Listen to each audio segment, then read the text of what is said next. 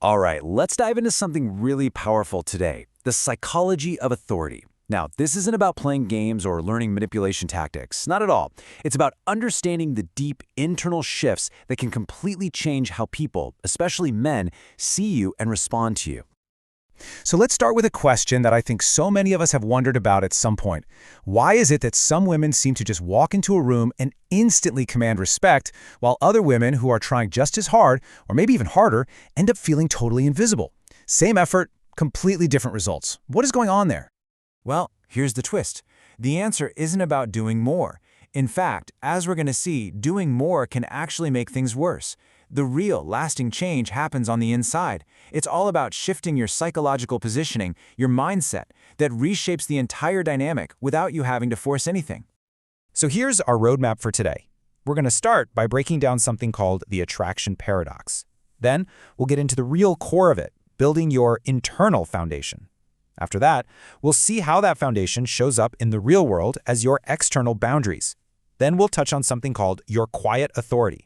And finally, we'll look at the ultimate payoff for making this entire shift. Okay, first up, the attraction paradox. This is a huge one.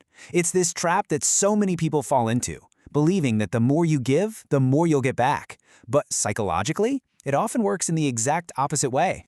So check this out. This chart shows a pattern that's, well, it's fascinating.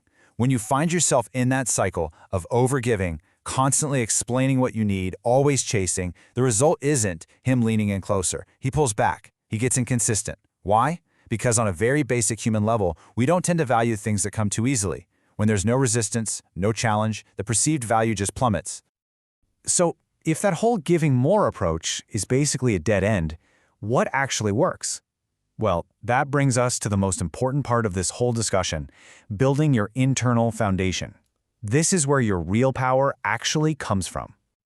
And it all boils down to this one simple, incredibly powerful sentence. I want you, I don't need you. This idea is the absolute bedrock of emotional self-sufficiency. It's not about being cold or detached. It's about being whole, all by yourself.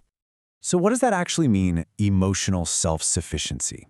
It's a state where your own happiness, your validation, your stability, it all comes from inside you.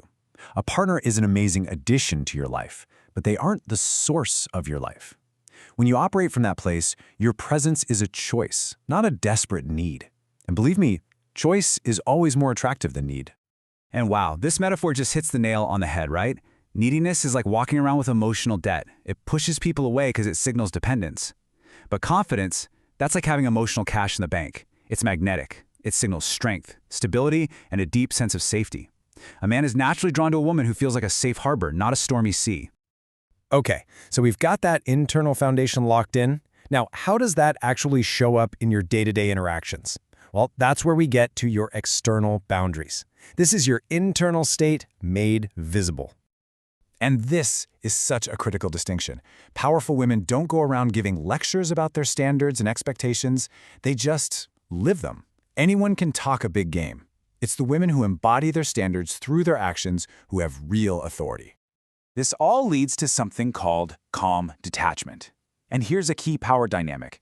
The person who feels they desperately need answers is the one with the least power.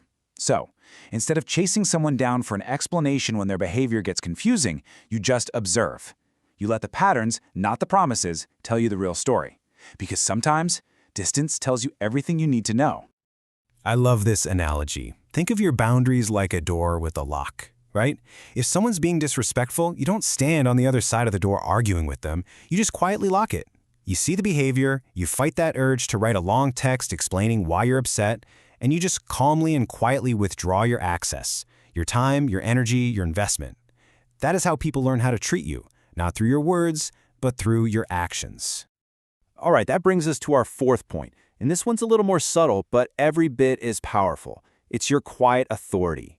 This is all about those subtle attitudes that create this undeniable presence, where you set the emotional tone without ever having to be loud or demanding about it. You know, men often test with their behavior. Maybe not even consciously, but it happens. They pull back, send mixed signals, and right there is a fork in the road.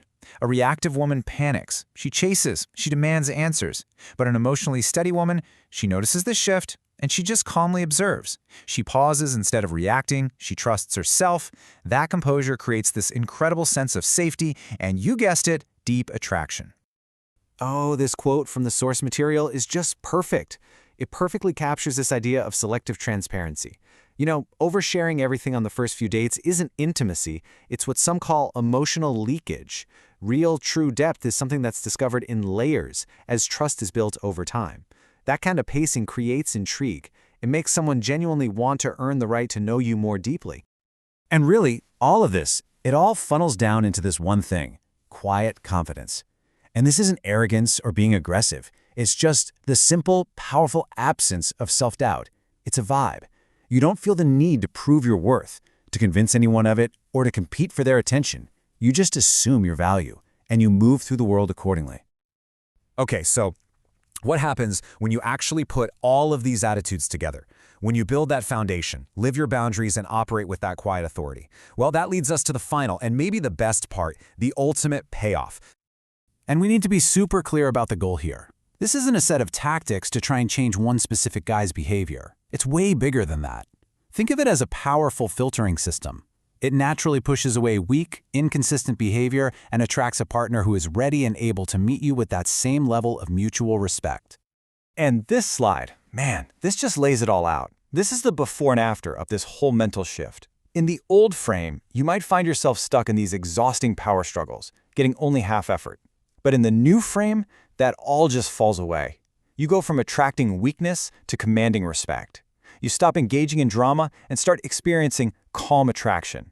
No anxiety, no games, and instead of begging for effort, you naturally inspire genuine mutual investment. See, a strong internal frame doesn't just ask for strength in return, it quietly demands it. So we're going to leave you with one final, very powerful question to think about. If everyone, your partner, your friends, your family, if they all disappeared from your life tomorrow, would you still respect yourself? Because the answer to that question, that is the true source of your power. That's the foundation for everything else. Thanks for watching.